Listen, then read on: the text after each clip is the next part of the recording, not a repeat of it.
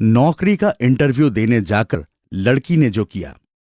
नौकरी का इंटरव्यू देने के लिए वाइवा बोर्ड के ऑफिस के सामने कुछ लोग इंतजार कर रहे थे। सारे कैंडिडेट अपने लिखित परीक्षा में पास करने के बाद आज सबकी किस्मत का टेस्ट यानी वाइवा टेस्ट देने के लिए इंतजार कर रहे हैं। हर कोई किसी न किसी बड़ी वर्सिटी का दहलीज पार करके आज किस्मत बदलने की राह ढूंढ रहा है। न जाने आज किसके किस्मत में क्या लिखा है। इस सोने की हिरन को कौन पकड़ पाएगा? हर कोई इस सोने की हिरन का इंतजार कर रहा है और हम इंतजार कर रहे हैं देखने के लिए कि किसके किस्मत में क्या लिखा है। सर का पीए आकर एक को अंदर बुलाकर लेकर गया। उसने सर को सलाम किया और सामने जाकर बैठा और बातचीत करना शुरू कर दिया। सर का कठिन प्रश्नों का जवाब दे देकर हैरान हो रहा था और आखिरकार व्यर्थ होकर वापस लौट आया। इसके बाद एक और कैंडिडेट अंदर गया। वो भी पहले वाले की तरह सर से बातचीत करता रहा। सर ने उससे पूछा, अच्छा, आप जो यहां पर वाइवा टेस्ट देने आए हैं, अगर ये नौकरी आपको मिल जाती है तो आप हमारे ऑफिस के लिए क्या करेंगे? जवाब में आलम साहब ने कहा कि सर, अगर मुझे ये नौकरी मिल जाती है तो मैं अपनी दिल और जान से ड्यूटी निभाने की कोशिश करूंगा। फिर सर ने पूछा कि क्या आपने इससे पहले कहीं कोई जॉब किया है? तो जवाब में आलम साहब ने कहा कि जी सर, इससे पहले मैं एक कंपनी में नौकरी करता था। वहां पर सैलरी बहुत कम मिलती थी, इसलिए मैंने वो नौकरी छोड़ दी। आपने वहां कितने साल नौकरी की थी? सर ने पूछा। तो आलम साहब ने कहा कि 4 साल।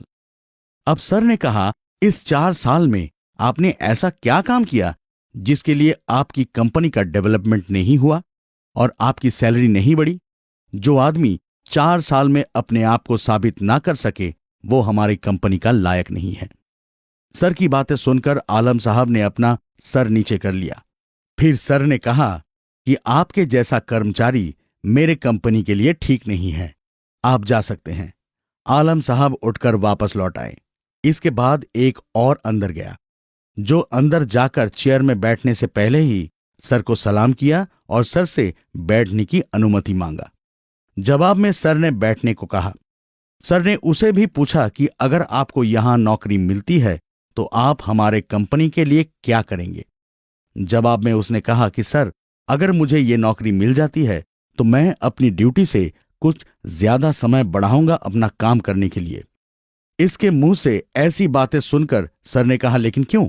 सर, मैं ये समय अपने और अपनी कंपनी की उन्नति के लिए दूंगा। ये थोड़ा थोड़ा समय, थोड़ा थोड़ा काम जमा होकर भविष्य में हमारे लिए लाभदायक होगी। उसके मुंह से ऐसी बातें सुनकर सर खुश हो गया और पूछा कि अच्छा, तो आप हमारी कंपनी से कितनी सैलरी की आशा करते हैं? तो जवाब में उसने कहा कि सर, मेरी पोस्ट और मेरी योग्यता के हिसाब से जितना सैलरी बने वही आप मुझे दे दीजिएगा। इससे ज्यादा मैं कुछ नहीं मांगता, और जब मैं अपनी कंपनी को अपनी योग्यता के हिसाब से और भी बड़ा करूंगा तब मेरी कंपनी मेरी सैलरी और बढ़ा देगी। कैंडिडेट के मुंह से ऐसा सवाल का ऐसा जवाब सुनकर वो थोड़ा मुस्कुराए और कहा कि अभी आप जा सकते हैं, हम आपको बाद में कॉल कर लेंगे। इसके बाद लास्ट कैंडिडेट है सापला। सापला अंदर जाकर चेयर में बैठा तो सापला से सर ने पूछा, क्या ये नौकरी आपके लिए बहुत जरूरी है? तो सापला ने कहा कि जी सर, बहुत जरूरी है। सर ने कहा कि हमने जिस पोस्ट के लिए आपको बुलाया है उसकी सैलरी है सिर्फ 20,000, और अगर आप मेरे सेक्रेटरी के रूप में काम करें तो मैं आपको दूंगा 50,000। अगर मुझे खुश कर सके, मेरा देखभाल कर सके, मुझे कब किस चीज की जरूरत हो अगर वो दे सके और मेरे साथ रात गुजार सके तो आपकी सैलरी होगी 1,00,000 रुपया। सर की मुंह से ऐसी बातें सुनकर सापला हैरान होकर कहा, मेरी सैलरी 1,00,000? आप जैसा कहेंगे मैं वैसा ही करूंगी। ये कहकर सापला अपने कपड़े उतारने लगी। एक कपड़े तो उतार भी दिया तो सर ने पूछा कि तुम्हें इतनी रुपयों की जरूरत क्यों है? जवाब में सापला ने कहा कि मैं गांव की लड़की हूं, शहर में आई हूं, मेरा सपना है कि शहर में मेरा एक अपना बड़ा मकान होगा, गाड़ी होगी और बैंक में होगी ढेर सारा रुपया। मैं दूसरी रईस लड़कियों की तरह जिंदगी जीना चाहती हूं। ये बात कहकर सर के पास जाकर बोली, आप जैसे चाहे मेरा इस्तेमाल कर सकते हैं। अगर आप चाहे तो यहां, अगर आप चाहे तो आपके घर में, मुझे कोई परेशानी नहीं है। जवाब में सर ने कहा कि तुम मेरे लिए क्या क्या कर सकती हो। आप कहे तो मैं आपके लिए कुछ भी कर सकती हूं। अगर कहे तो मैं बाकी कपड़े भी उतार दूं। ये कहते हुए सापला अपने कपड़े उतारने गई तो सर ने उसे धक्का देकर कहा, रुको बदतमीज लड़की, तुम जैसी लड़कियों के कारण ही आज हमारा समाज इस हालत में है। असल में मैं जांच कर रहा था कि तुम मेरे कंपनी के लिए इतना काबिल हो या नहीं। तुम जैसी लड़कियों के हाथ में अगर मैंने अपनी कंपनी का भार दिया तो मेरे कंपनी को खत्म होने में 1 साल भी नहीं लगेगा। जो लड़की पैसों के लिए अपना तन बेच सकती है, वो कैसे हमारी कंपनी का उन्नति करेगी।